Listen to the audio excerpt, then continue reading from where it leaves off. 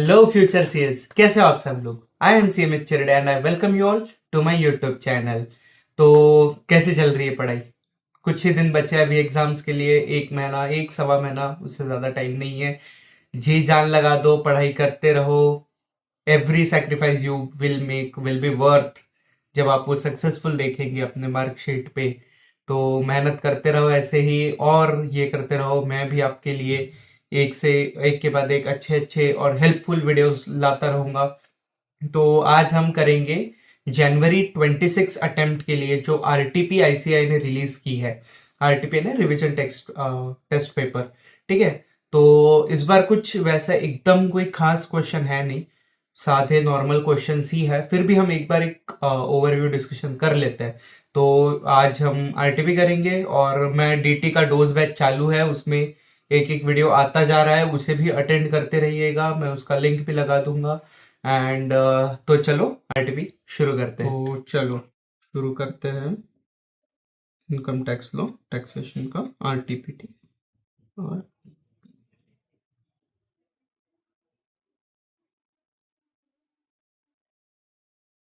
देखो, कोई भी आप एमसीक्यूज जब सॉल्व करोगे एग्जाम में, ये है टिप ले लो। पहले क्वेश्चंस पढ़ना है, फिर पैराग्राफ पढ़ना है। क्वेश्चंस पढ़ लोगे, आपको एक आइडिया आ जाएगा कि आपको एग्जैक्टली सॉल्व क्या करना है। तो हमेशा पहले क्वेश्चंस पढ़ना है, बाद में पैराग्राफ की तरफ जाना है। तो चलो अब क्वेश्चन देख लेते हैं एमसीक्यू वाले। सबसे पहले क्या बोलते हैं कि income from house property calculate करनी है मिस्टर विवेक की। दूसरे इसमें कैपिटल गेन कैलकुलेट करना है मिस्टर विवेक का। तीसरे इसमें determine the amount of tax credit available. Tax credit available यानी टीडीएस निकालना है, कितना अवेलेबल है।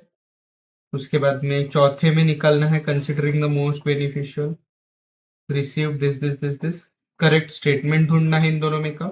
और पांचवा है टैक्स लायबिलिटी निकालनी है। ठीक है, तो अब हमें पता चल गया हमें क्या क्या करना है। हाउस प्रॉपर्टी की इनकम निकालनी है, उसके बाद में कैपिटल गेन निकालना है, फिर टीडीएस निकालना है, फिर पॉलिसीज कौन सी एग्जेम्प्ट है, कौन सी टैक्सेबल है वो निकालना है। एंड एट लास्ट हमें टोटल टैक्स लायबिलिटी निकालनी है। ठीक है, तो चलो अब देखते हैं। सबसे पहले क्या बोलते हैं, मिस्टर विवेक मल्होत्रा, इन्हीं की निकालनी है। Has 4 residential properties in India, 2 in Delhi, one is self-occupied and other is let out for rupees 1,40,000 to Mr. Sushil and salaried individual. The other 2 properties are in Mumbai. तो 4 हाउस प्रॉपर्टी है, इसमें से 2 दिल्ली में, जिसमें से एक सेल्फ ऑक्यूपाइड है, एक लेट आउट है, और 2 जो है वो मुंबई में है। तो मुंबई में है। To reduce his tax liability he gifted one of the residential house property to in Mumbai to his wife Mrs Anika and one to minor daughter Pooja. उसने क्या किया है, टैक्स लायबिलिटी बचाने के लिए एक अपनी वाइफ को गिफ्ट की है और एक अपनी माइनर डॉटर को गिफ्ट की है। अनाड़ी है, क्लबिंग का कंसेप्ट उसे आता नहीं है, पर क्लबिंग का कंसेप्ट हमें आता है। टैक्स प्लानिंग करने के लिए अपने वाइफ को, माइनर डॉटर को अगर आप देते हो, तो वो आपके हाथ में इनकम क्लब हो जाती है। तो हम मानेंगे कि अब क्लब ही करना है, तो हम मानेंगे इसके ही हाथ में टैक्सेबल है।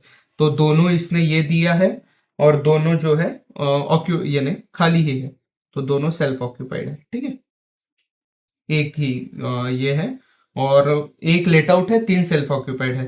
पर अब इसमें एक क्वेश्चन आता है कि मैक्सिमम 2 एसओ अलाउड है।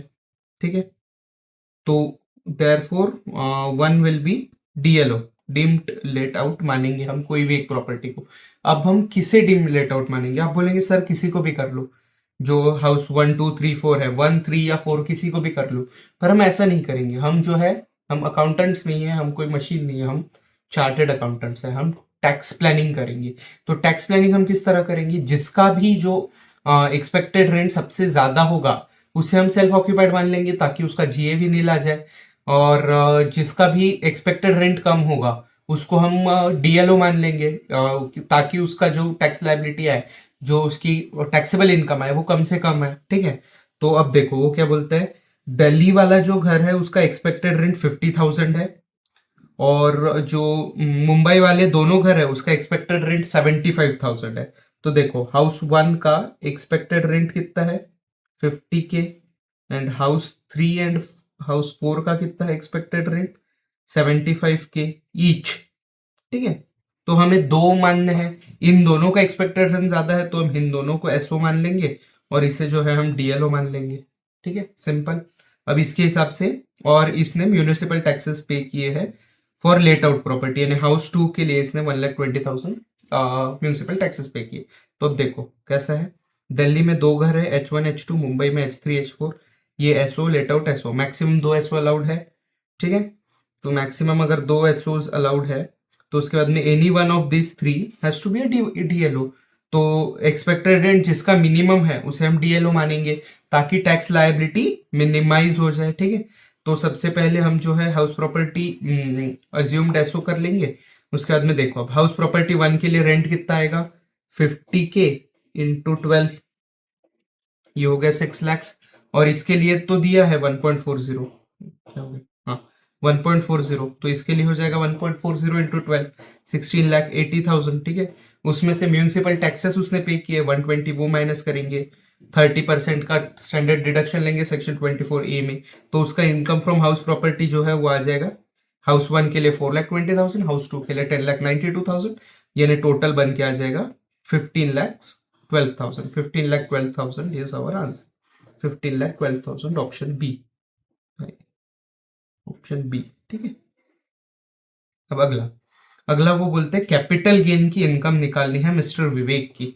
अब मिस्टर विवेक की कैपिटल गेन, कैपिटल गेन क्या बोलते हैं देखो, sold a plot of land in Bengaluru on 19 December 24, 19 December 24, date देखो अपनी जो मैजिकल डेट है, क्या है अपनी मैजिकल डेट, 23/7/24 के आफ्टर है, ये डेट आफ्टर है, यानी इसमें इंडेक्सेशन, इंडेक्सेशन नहीं मिलेगा, इंडेक्सेशन नहीं मिलेगा। पर लैंड है तो इसके लिए हम जो है while calculating the tax liability हमें दोनों ऑप्शन मिलेंगे, विदाउट इंडेक्सेशन, विद इंडेक्सेशन। पर जब हम कैपिटल गेन का अमाउंट निकालेंगे तब हमें इंडेक्सेशन का बेनिफिट नहीं मिलेगा, तब हमें विदाउट इंडेक्सेशन ही जो है कैलकुलेट करना है। तो ठीक है, देखो उसने 49 lakhs में बेचा है, 1% ब्रोकरेज, 1% ब्रोकरेज यानी 49,000 का उसने ब्रोकरेज पे किया है। The stamp duty value is 55 lakh, stamp duty value जो है वो हो गया 55 lakhs।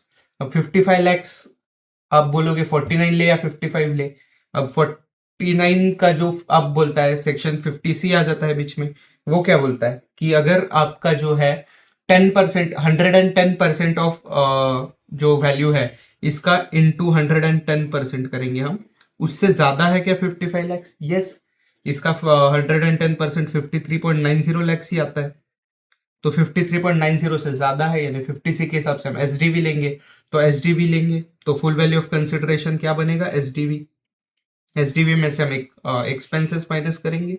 ठीक है, 49,000 आ गया 54, और कॉस्ट ऑफ एक्विजिशन देखो, कॉस्ट ऑफ एक्विजिशन क्या बोलते हैं, was purchased in 1992 before 1401, 3 lakh का। तो 1401 को जब हमने ये किया है तब हम क्या करेंगे, फेयर मार्केट वैल्यू है एसडीवी विच इज लोअर, तो एसडीवी लोअर है 7 लाख, तो बोलेंगे रिस्पेक्टिवली। ठीक है, और एक ये क्या बोलते हैं, उन्होंने 12 लाख रुपीज डिपॉजिट किए हैं इन आरईसीएल बॉन्ड, आरईसीएल बॉन्ड यानी 54 EC वाले, 54 EC वाले बॉन्ड में जो बंदे ने है ना 12 लाख रुपए डिपॉजिट कराए हैं।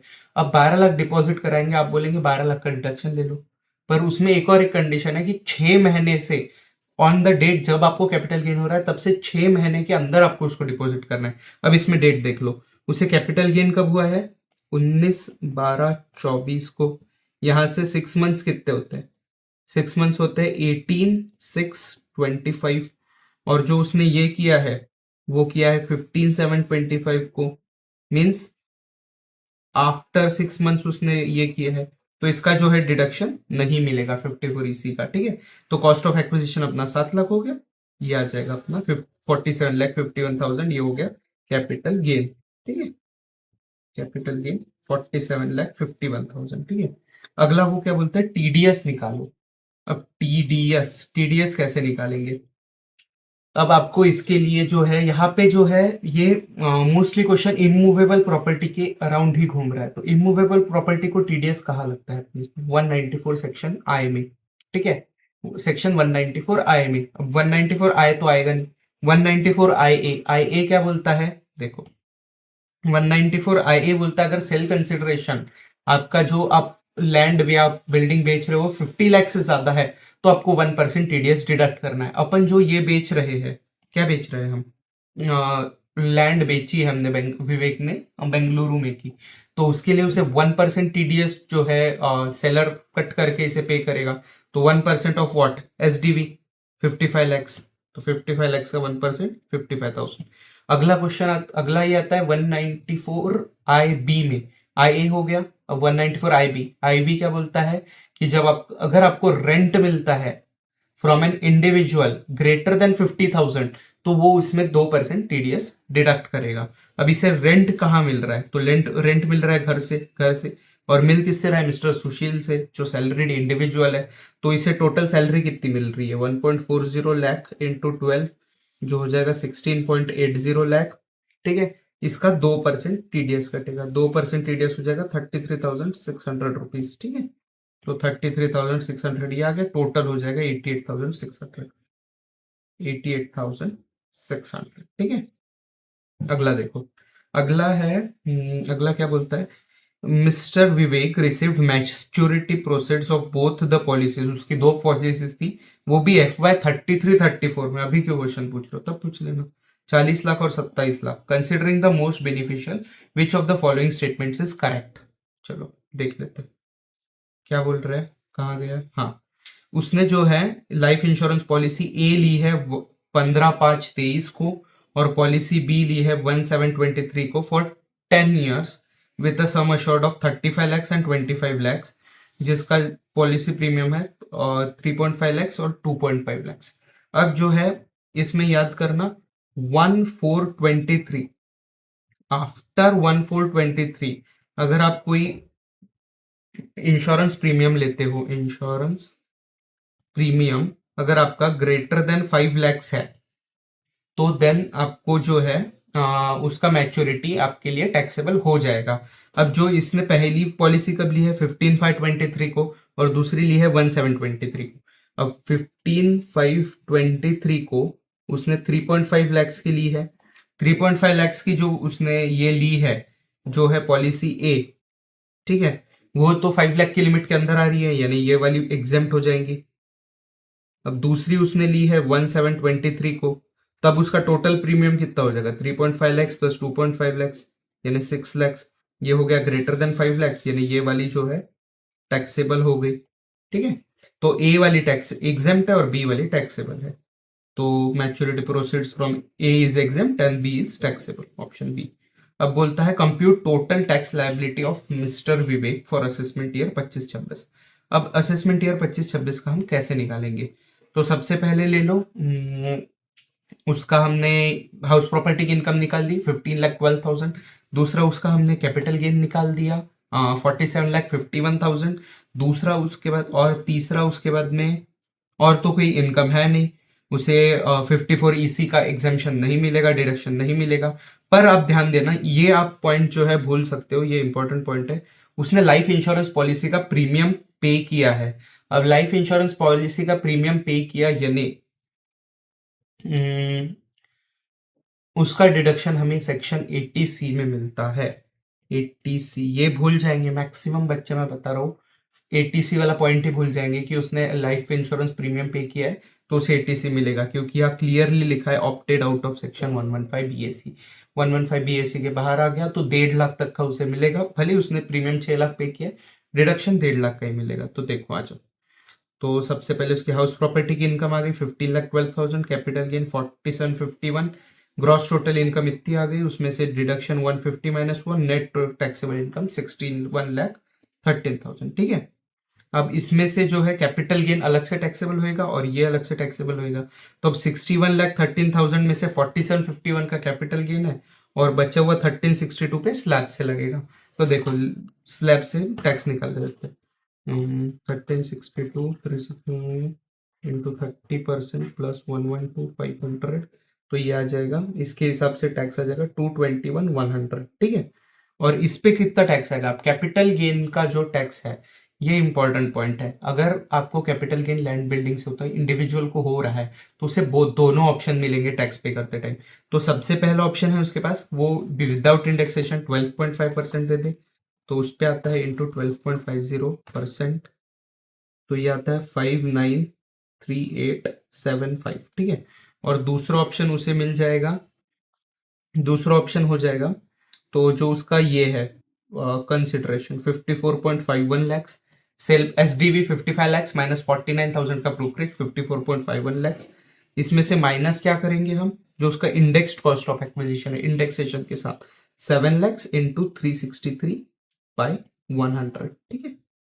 इस पे हम टैक्स रेट लगाएंगे 20%, ठीक है। तो ये आएगा देखो 5451 माइनस 7 लाख इंटू नहीं 7 लाख इंटू 5451, ये आ गया 29,10,000 इंटू 29.10 लाख इंटू 20%, तो ये आ जाएगा इंटू 20%, 5,82,000, ठीक है। तो हम लोअर वाला चूज करेंगे, तो ये हो गया लोअर, ये वाला लेंगे, तो इन दोनों का सम जो आएगा अपना टोटल टैक्सेबल ये आएगा, तो सम कितना आएगा +221,100 803,100, ये क्या हो गया हमारा टैक्स लायबिलिटी आ गई। पर अब देखो, अब ये चीज और एक चीज है, इंडिविजुअल बंदा 50 लैक्स के ऊपर ये है, तो अब इस पे आएगा सर चार्ज @10%, 80310, ठीक है। कितना होता है ये +10%, 883,410, ठीक है। अब इसमें से ऐड करेंगे हम HEC @4% इंटू 4%, वो आ जाएगा 35,336 प्लस इज इक्वल टू 918,746, इन्हें राउंड ऑफ हो जाएगा 918,750 अपर राउंड, ठीक है। तो ये हमारा आंसर आया 918,750, देखो यहाँ पे आंसर 918,750, 918,750। चलो आंसर चेक कर लेते हैं, ये है 15/12, 4751, 88,600, A is exempt, B is taxable, 918,750, ठीक है। सिंपल, ज्यादा कुछ है नहीं इसमें, रॉकेट साइंस है नहीं, सिंपल एक क्या कह सकते हैं, सिंपल ये था, ठीक है। तो चलो अब अगला देखते हैं, क्वेश्चन 6, वो क्या बोलता है, आंचल है इंडियन सिटीजन है, गवर्नमेंट एम्प्लॉई है, government employee working for the Indian government, Indian government के लिए काम कर रही है और उसकी जो सैलरी है वो इंडियन गवर्नमेंट दे रही है। अब इंडियन गवर्नमेंट सैलरी कहीं भी देती है, वो टैक्सेबल इंडिया में ही होती है, ठीक है। तो salary income received in Malaysia for services rendered there, पहले देख लेते पूछा क्या है, मिसेस आंचल की इनकम निकालनी है, ऑप्टेड आउट ऑफ 115 BAC, और वो रेसिडेंट है बट RNOR है या फिर NR है, दोनों केसेस में निकालनी है, ठीक है। तो हम यही कर लेंगे, RNOR है या फिर NR है, ठीक है।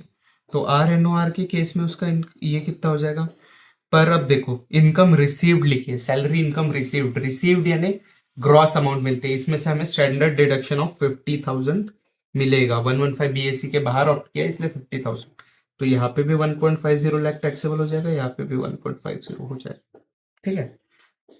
Profit from business carried on in Chennai, Chennai में ये किया है, ऑब्वियसली ये टैक्सेबल होएगा, यस ऐसे नहीं लिखते,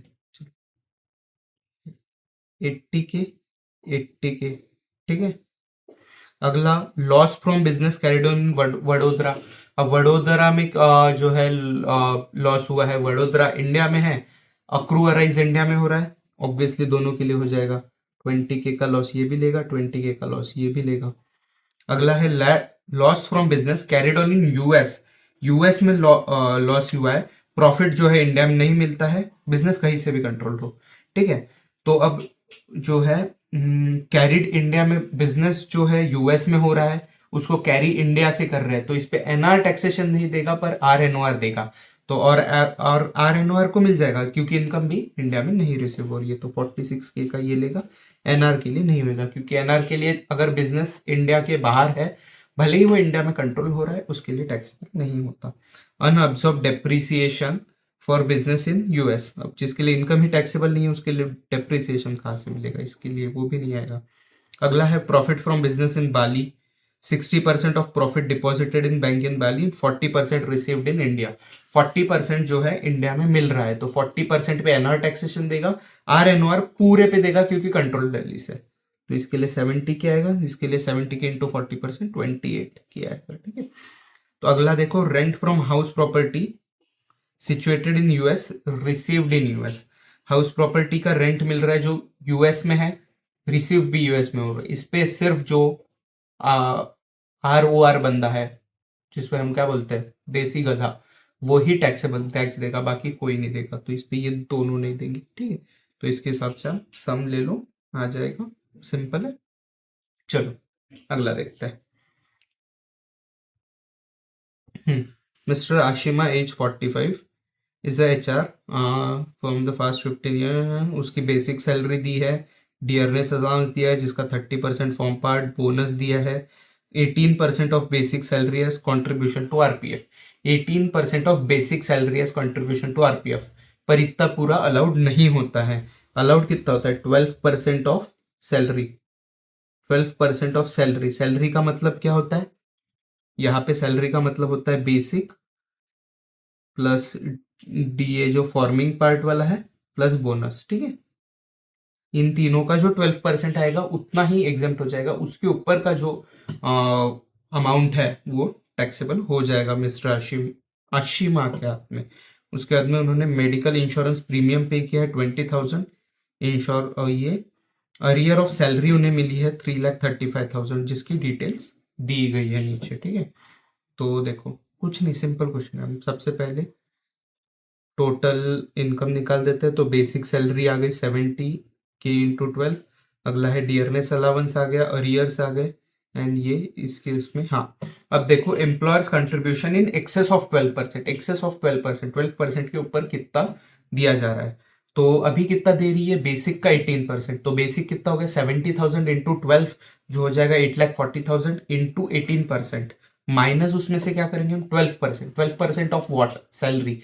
what salary, basic 70,000 into 12, DA, DA कितना होगा 24,000 का 30%, और जो अपना बोनस है वो, ठीक है।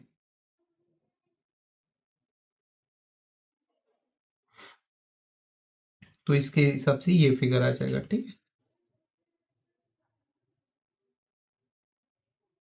नहीं नहीं नहीं, oh sorry sorry sorry sorry, bonus नहीं आएगा, बोनस नहीं आएगा, यहाँ भी नहीं आएगा, यहाँ तो लिखा ही नहीं है मैंने बोनस, ठीक है। तो बोनस का अमाउंट नहीं आएगा, सिर्फ बेसिक और डीए आएगा। देखो मेरे से गलती हो सकती है, तुम लोगों से भी हो सकती है, याद रखना कहाँ पे बेसिक है, कहाँ पे बेसिक प्लस डीए है, कहाँ पे basic plus DA forming part वाला है, कहाँ पे बोनस है, कहाँ नहीं है। बहुत कॉम्प्लिकेटेड है, कॉम्प्लिकेटेड नहीं है, बहुत खिचड़ी बना रखी है टैक्स लॉ ने, ठीक है। तो अभी बोनस नहीं आएगा, ठीक है। उसके बाद में ये जो टोटल इनकम आ जाएगी, इसमें से हम स्टैंडर्ड डिडक्शन माइनस करेंगे 50,000, उसमें से हम एटीसी का डिडक्शन माइनस करेंगे। अब एटीसी का क्या डिडक्शन मिल रहा है उसे, एक सेकंड।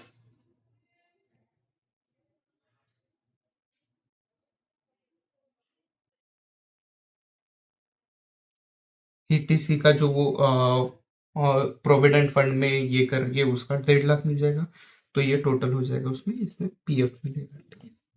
अब उसका ये जो है टैक्सेबल सैलरी आ गई, ठीक है। अब उसके बाद में चलो हम आगे 89 का रिलीफ का कैलकुलेशन बहुत ज़्यादा कुछ कॉम्प्लिकेटेड होता नहीं है, आप बस टैक्स कैलकुलेट करते जाना, और पुराने इससे जितना इस साल एक्स्ट्रा देना पड़ेगा उतना माइनस करते देना। सीधा हम इसके आंसर शीट से देख लेते हैं, ठीक है। तो हमारी सैलरी जो है मैच कर गई, 15,55,030, 15,55,030। अब इसमें देखो विथ अरियर्स कितना है सैलरी 1555, विदाउट अरियर्स 1230, दोनों पे हम टैक्स निकालेंगे। दोनों पे टैक्स इतना इतना आ गया, इंक्लूडिंग सेस, इंक्लूडिंग सेस हम कैलकुलेट करते हैं।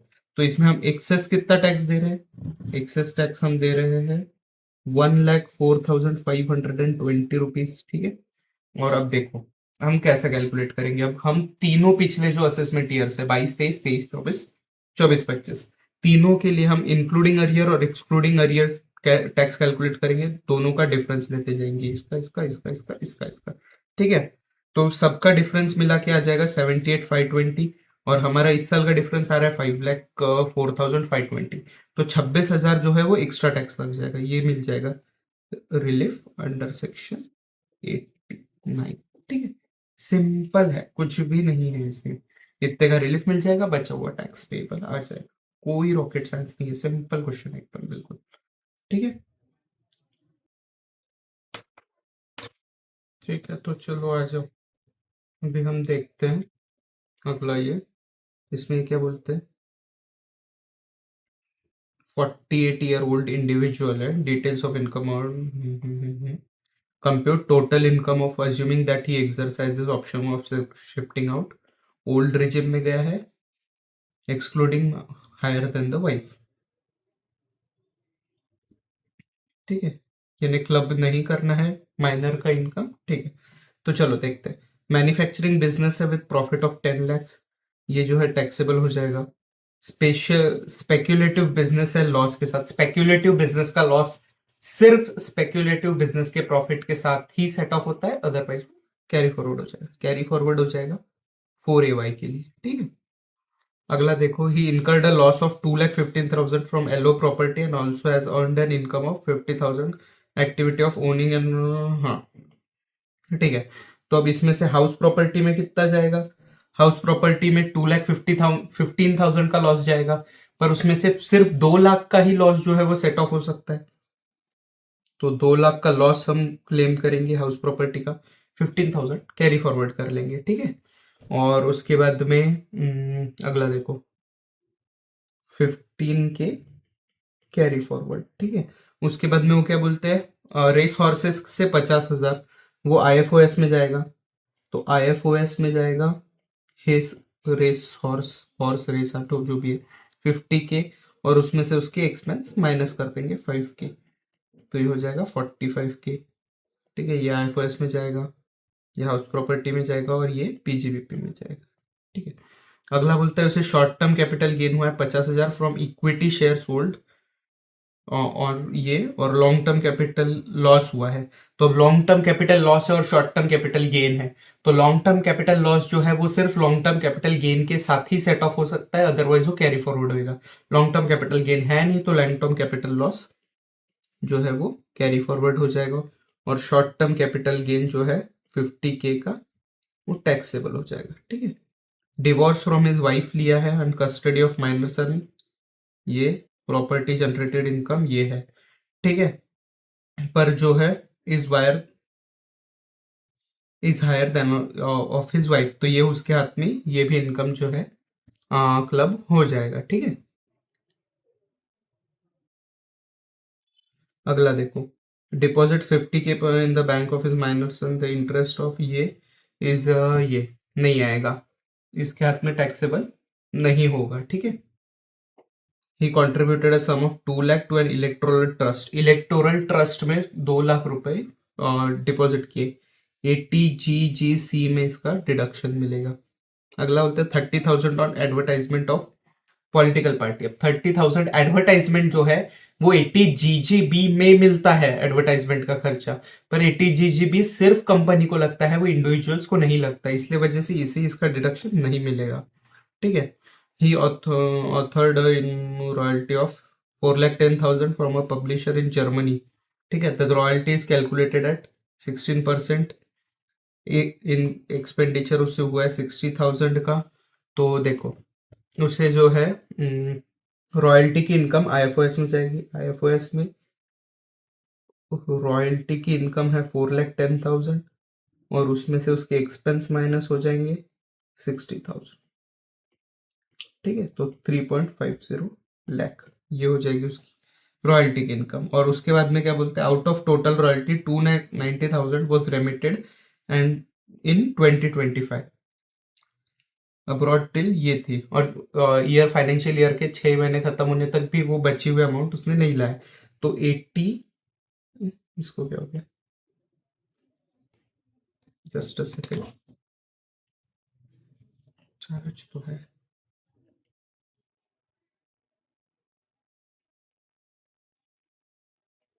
हम्म, हाँ, तो 80 QQB, ठीक है। 80 QQB में जो है बचा हुआ टैक्स हो इसके 2,90,000 उसने इंडिया में लाए हैं, उसमें से 60,000 का एक्सपेंस किया है, तो 2,30,000 उसे यहाँ पे डिडक्शन मिल जाएगा, ठीक है। चलो देख लेते हैं।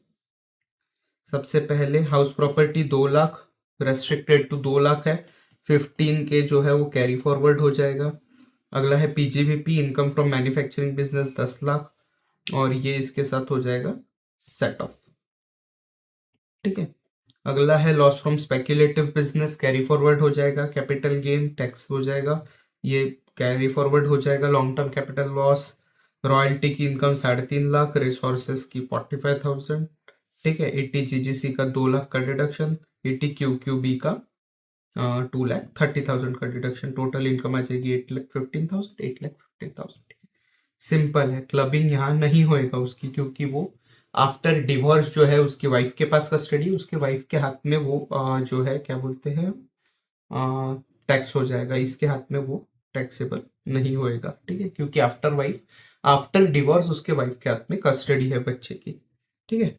Examine the applicability and determine the amount of TDS. Next question, TDS निकालना है अब AY 25-26 का। सबसे पहला देखो, नोएडा में ABC limited annual function for this purpose the company engaged Beta Private Limited to arrange road transport for in Noida to Gurgaon and back for a payment of 25,000, further catering service 90,000। तो जो है यहाँ पे contracts दिए हैं इन्हें C194C, ठीक है। अब कॉन्ट्रैक्ट दिए हैं, किसने दिए हैं? ABC ने बेटा प्राइवेट लिमिटेड को। कंपनी टू कंपनी यानी रेट आ जाएगा 2%, इंडिविजुअल होता तो 1%। अब इंडिविजुअल HF के लिए 1% है, बाकी लोगों के लिए 2% है, तो 2% TDS लगेगा। अब उसके लिए वो क्या बोलते हैं जो है कि 1 लाख से ऊपर अमाउंट जाएगा तो आप टैक्सेबल लगा दीजिए। 1 लाख से ऊपर जा रहा है तो 90 के पहले 25K का दिया है और बाद में 90K का दिया है, तो ये हो जाएगा 125 के इंटू 2%, तो ये हो जाएगा कितना होता है 2300 रुपये, ठीक है, सिंपल। अगला है क्या बोलते हैं, Vijay health solutions third party administration ने makes payment to settling cashless medical insurance claim on behalf of insurance company. Cashless के लिए ये है। अब ये किस में जाएगा? कॉन्ट्रैक्ट नहीं है ये 194J में जाएगा। 194J कितना बोलता है? 10% डिडक्ट करो, तो वो हो जाएगा 12 लैक्स इंटू 10%, तो 1.20 लाख इसका TDS डिडक्ट होगा, ठीक है। 2300 और 1.20 लाख, ठीक है। अगला चलो, अगला देखो, अगला क्या बोलती है, रेसिडेंट है 44, मेंटेन करते हैं बुक्स ऑफ अकाउंट्स, ठीक है। और क्या कैलकुलेट करना है, टोटल इनकम निकालनी है और टैक्स लायबिलिटी निकालनी है if he opts out of default regime, ठीक है। तो देखो, सबसे पहले उसका नेट प्रॉफिट है 51,42,000, उसमें उसने प्रोफेशनल सर्विसेज ली है लॉयर से, जिसका लीगल फीस 1 लाख था, और उसने जो है TDS लेट डिपॉजिट किया ड्यू डेट के बाद। TDS ड्यू डेट के बाद डिपॉजिट करोगे तो 30% यानी 30,000 जो है वो डिसअलाउ हो जाएंगे, तो ऐड करेंगे 30,000। अगला है renovated is office by made a payment of, उसने भाई से काम कराया 2.5 लाख पेमेंट किया, जबकि रीजनेबली 1.5 लाख ही होना चाहिए, तो 1 लाख का जो है 48(2) सेक्शन के अंडर ये भी जो है ऐड हो जाएगा। Purchase goods worth 30,000 from micro enterprise, return agreement के हिसाब से 5 अप्रैल को पेड करना था, 15 अप्रैल को किया है, रिटर्न अग्रीमेंट के बाहर किया है माइक्रो एंटरप्राइज को, एक्सक्यूज मी, तो इसलिए ये भी ऐड हो जाएगा, इसका भी एक्सपेंस अलाउ नहीं होगा, तो ऐड 30,000। अगला है डेप्रिसिएशन, प्रॉफिट एंड लॉस का ऐड करेंगे 13,66,000। The bank converted unpaid interest into loan, और वैभव ने पूरे 6 लाख का ये मिला है। ऐसा नहीं है, जो अगर आपका अनपेड इंटरेस्ट का लोन बैंक बना के दे रहा है तो आपको पूरा डिडक्शन नहीं मिलता है, आपको सिर्फ इंस्टॉलमेंट के साथ आप जितना पे करते जाओगे उतने का ही इंस्टॉलमेंट मिलेगा। अब देखो, उसने 6 lakhs बाय 20 इक्वल इंस्टॉलमेंट यानी 30K की एक इंस्टॉलमेंट में कन्वर्ट करा है, और एक इंस्टॉलमेंट उसने मार्च 25 में पे की है। तो 6 lakhs में से सिर्फ 6 lakhs अलाउ हुए हैं, तो 6 lakhs हम एड बैक करेंगे, ठीक है। पर उसने 30,000 का ये भी पे कर दिया, तो 30,000 माइनस करेंगे, यानी 5,70,000 की हम नेट में ऐड करेंगे, ठीक है, simple. Depreciation as per income tax act add करेंगे। He contributed 50,000 during tier 1 and investment, तो इसका 80C में जाएगा, ये 80CCD1 में जाएगा, ठीक है, ठीक है। उसके बाद में 90 न्यू एम्प्लॉयज हायर किए हैं, 90 न्यू एम्प्लॉयज हायर किए हैं, किस में जाएगा? 80 JJAA जामत आ, 80 एम्प्लॉयज को बोलते हैं आप नए एम्प्लॉयज हायर करो, जामत तो आ भाई एम्प्लॉय, ठीक है। उसमें से क्या बोलते हैं, रेगुलर एम्प्लॉयज आरपीएफ की तरफ ये करते हैं और कैजुअल नहीं करते, तो कैजुअल वालों का तो नहीं मिलेगा, हटा दो। जो रेगुलर वाले हैं, एक 24,000 पे, एक 26 पे है, पर इसके लिए एक कंडीशन है, ग्रेटर देन 25,000 उसकी जो है एम्यूलमेंट्स होनी चाहिए, इसकी नहीं है तो ये भी नहीं होगा, सिर्फ इसके लिए मिलेगा। तो कितना मिलेगा? 30 एम्प्लॉयज रखे हैं, उसके लिए 26,000 पे कर रहे हैं, और अगस्त से लेके ये तक, ठीक है। तो ये इसके हिसाब से आ जाएगा, चलो यही देख लेते हैं ना सीधा। आ जाओ, कहाँ गया, कहाँ गया, कहाँ गया, कहाँ? TJJEA सी वर्किंग बिलो, हाँ,